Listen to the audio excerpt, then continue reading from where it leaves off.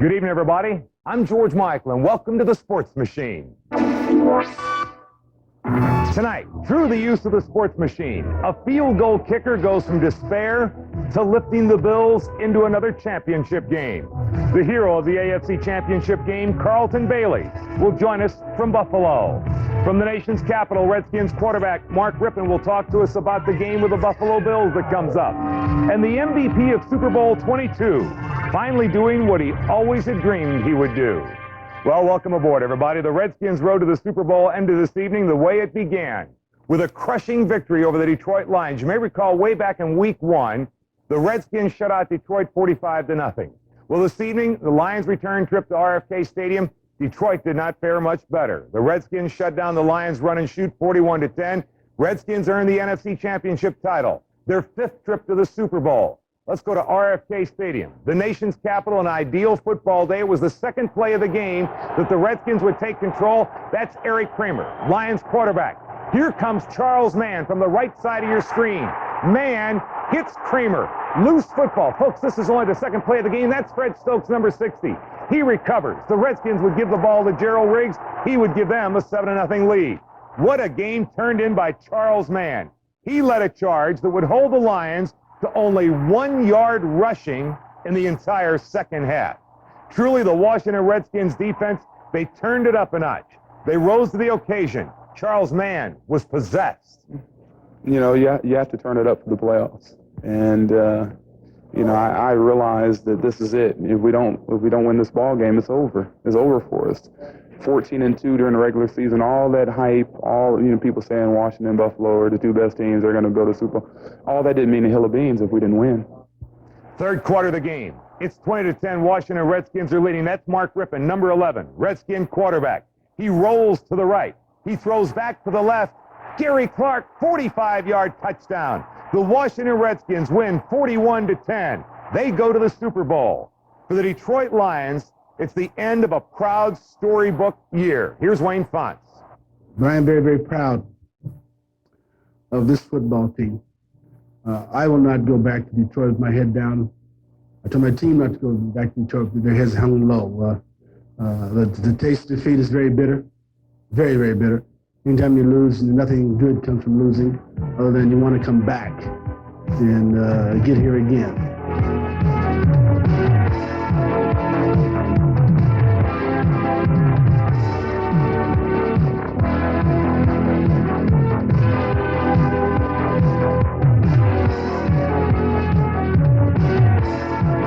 The George Michael Sports Machine is brought to you by Miller Lite. It's it, and that's that.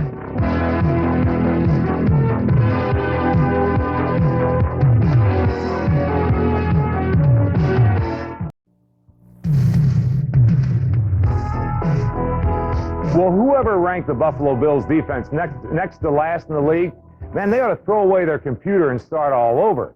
For the second week in a row, the Bills defense more than rose to the occasion.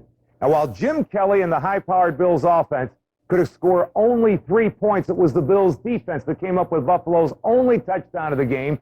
The Bills knock off the very stubborn and determined Broncos 10-7. For Buffalo's second straight AFC championship, let's go upstate, Orchard Park, New York. What a ball game. Third quarter of the game, John Elway playing with a bad leg. He'll try for a screen pass up the middle. But as you'll see here from our End Zone Sports Machine camera, it's tipped clearly by Jeff Wright, right into the hands of Carlton Bailey. There goes Bailey. John Elway can get a hand on him, but can't stop him. Bailey, 11-yard touchdown. The only touchdown of the game for the Buffalo Bills. And a crucial play it would be. As far as big plays, well, you can't go past this one. Scott Norwood, he lines up with a big, big field goal that gives the Bills a 10-point lead, a 44-yard field goal. Last year, you may recall, he missed the big field goal in the Super Bowl. This year, every fan, every player in Buffalo has been right by his side.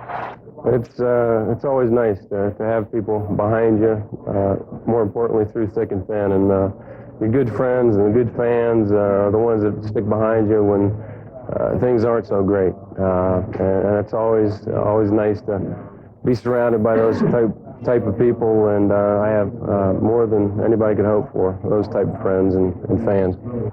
Late in the game, the Broncos have made it a 10-7 game. They go for the onside kick. The ball It bounces around right to Steve Atwater of the Broncos.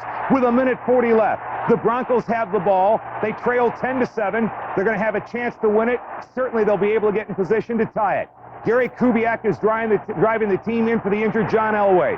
Kubiak, he calls on the reliable Steve Sewell.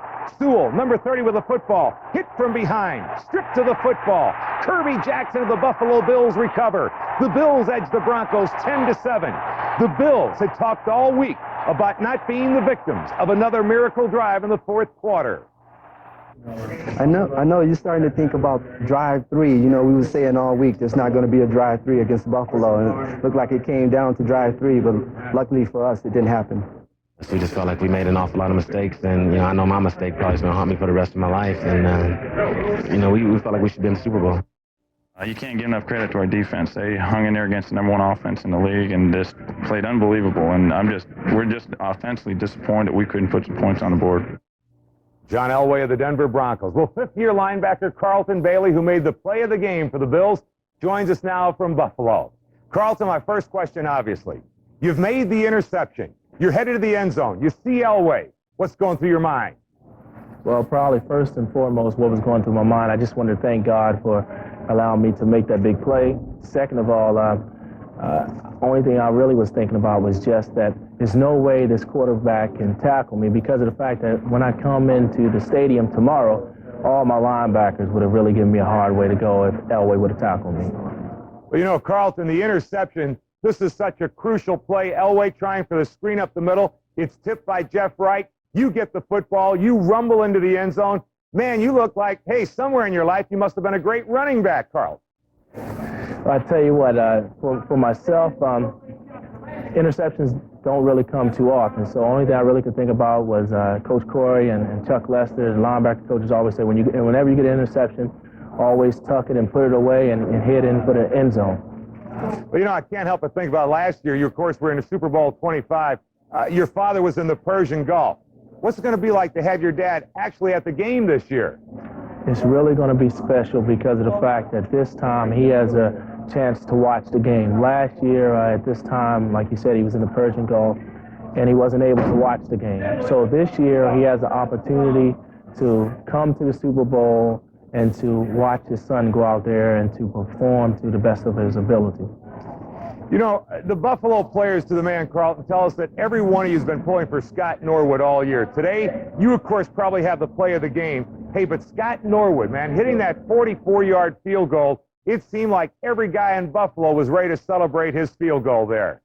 I tell you what, my hat goes off to Scotty because this year there has been times where he's caught a lot of heat because of what happened last year. And like you said, people say that maybe I made the best play of the game, but I tell you what, it all goes to him because had he not kicked that field goal, we might even went into overtime or whatever because the offense was having a tough time moving the ball. Carl, you told us last year that you were thrilled just to be getting to the Super Bowl. I would imagine going against the Redskins, you all have a little different outlook this year, right? Well, I really think that last year when we went, we were just really excited about going to the big show, as the guys normally describe it. But this year we realized that, hey, we have to go back and we have to win the Super Bowl. You know, just to go back to the Super Bowl isn't enough. You know, we have to go and we have to win it. Carlton, I thank you for joining us tonight. Hey, good luck when you come to Super Bowl 26. Thanks for having me.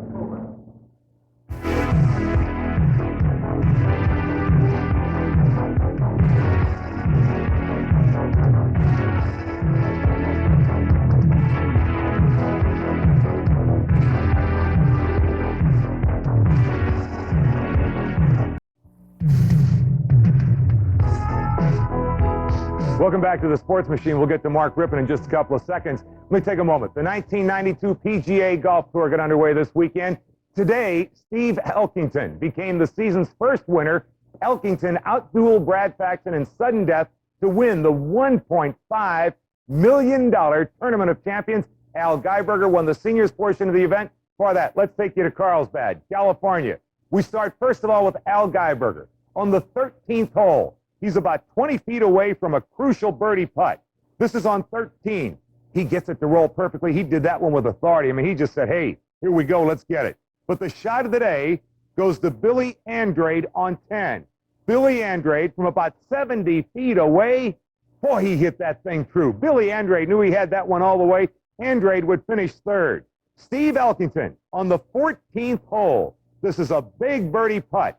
He would win the Tournament of Champions in a playoff, $144,000. What a great shot as it rolls right off the edge and in. Congratulations, Elkington. Well, folks, it's time for our selection for the AT&T Long Distance Play of the Week. This is a rather unusual one, only because it doesn't involve any athletes. Instead, it focuses on fans. We're in Sacramento, California for our AT&T Play of the Week. Check this out. The idea is you get spun around and around and around. You're halftime of a Sacramento Kings basketball game. You now have to go to the other end of the court and score a basket. If you do, you got big, great prizes awaiting you. But remember, you're as dizzy as you know what on a New Year's Eve. You have spun and spun and spun. Do not try this in your living room if you have fragile glass. Yes, fragile glass around. Here comes number 2. Are you there, sir? Is this... Leave it to the Sacramento Kings. Is it any wonder that they have some of the greatest and greatest of all standing around? All right, folks, and now it's time for us to get to the Redskins quarterback. Unfortunately, Mark Rippon is supposed to be live with us.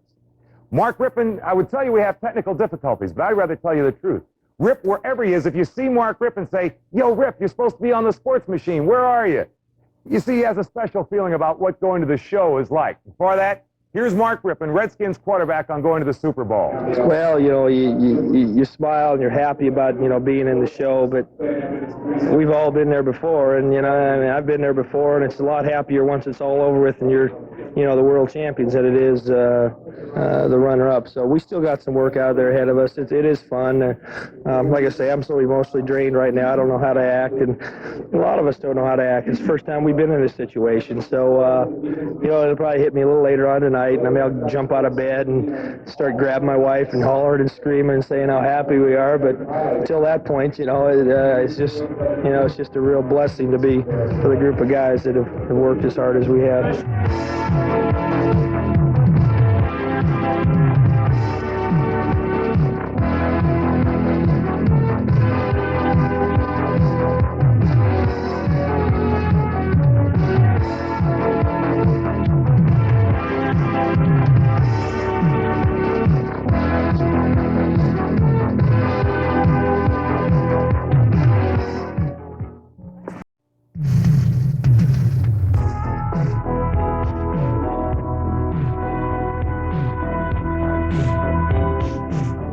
Welcome back to the Sports Machine. It has been said that Mark the Ripper, better known as Mark Rippon, quarterback of the Washington Redskins, is one of the great gamblers of our time. You see, Mark Rippon, earlier this year, was a holdout for the Redskins. Didn't sign a contract because he didn't like the one that was offered, no long-term deal. So he ends up signing a one-year contract. He feels that he and his agent, they feel that he's worth more than the Redskins were willing to pay him this past July. So Mark Rippon took a gamble. He said, all right, I'll sign a one-year deal. Let's see if I'm as good as I think, or let's see if if I'm not as good as you think. And now, ladies and gentlemen, joining us with a big formal apology for being late on the Sports Machine, Redskins quarterback. Go ahead and apologize to the world, Mark. You blame it on Hermano. Hermano was the one that kept feeding us food, so it's his fault, George. Couldn't leave the restaurant. Rip, you have to feel like you are the wealthiest man in the world. You gambled this year. Man, it's all paid off for you. Well, that's not the major thing. It's just a fact, playing 47 guys week in and week out, that I've enjoyed the most, George. And it's been a season, you know, as you look back on it, it's just been a real treat to be a part of this role we're on right now. Mark, you were 12 of 17, 229 yards, a pair of beautiful touchdowns. Hey, Rip, this is the kind of game that dreams are truly made of. Well, it's an opportunity. When you get a chance, you got to make the most of it. And against the team here, we had only 2 or 3 chances to make big plays, and guys rose to the occasion. I made some good throws, and we had 2 guys run some great routes. Gary ran the first one, and then Art made a great catch and a great route on a one in the 4th quarter there that kind of put the game out of reach. You know, Mark, you're going up against a team that, although they were ranked 27th, truly the Buffalo Bills right now have the hottest defense going in the NFL. How are you guys going to stack up against all these superstars that they've got? Well, I tell you, watching as little as I did today against the Denver Broncos, this Buffalo Bills team played tremendously well, and they pretty much won a game that everyone thought their offense would be the big key in it. And so when you look at the Buffalo Bills, everyone thinks offense, but from our standpoint, I think their defense, talent-wise, has got probably about the best talent in the league right now. Mark, I wish you congratulations in Super Bowl 26. I also wish you indigestion like you've given me by being late tonight. Thanks, George. I'm sorry. I'll see you We'll tomorrow. never forgive him. Mark Rippon, quarterback for the Redskins. You know, the odds makers have already listed the Redskins as 6-point favorites in Super Bowl 26. Now, the last time the Redskins won the Super Bowl, it was 1988. The man who led them to victory, quarterback Doug Williams. Let's go down to Zachary, Louisiana to meet this man. Zachary, Louisiana. Population, 8,000. A small, quiet southern town. We're like anywhere else in the USA. A young kid dreams about what lies ahead. In these fields of dreams, he knows no harm. He knows no discrimination. He knows only peace, security. Here in these fields, his dreams know no limits.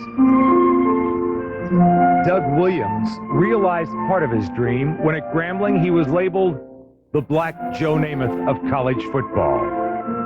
But that was only the beginning. Doug Williams became the #1 draft choice of the Tampa Bay Buccaneers in 1978. He led the Buccaneers to their only appearance in the NFC Championship game.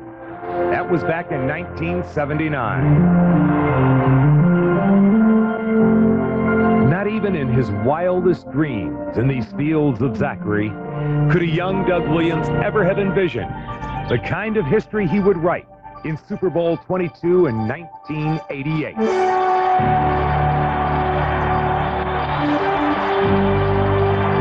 On this afternoon in Jack Murphy Stadium, Doug Williams would lead the Redskins to the most explosive 15 minutes in Super Bowl history.